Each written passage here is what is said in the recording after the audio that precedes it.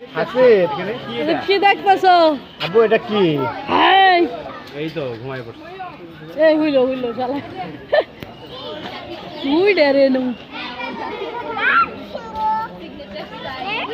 হাসিব এটা কি দেখতেছো তুমি? কি কি দেখো ভাত? হাসিব কি দেখো হাসিব? এটা কি দেখতেছ হাসিব? হ্যাঁ মামুনি কি দেখো তুমি? ভাত দেখো। আমাকে উঠাইছেন?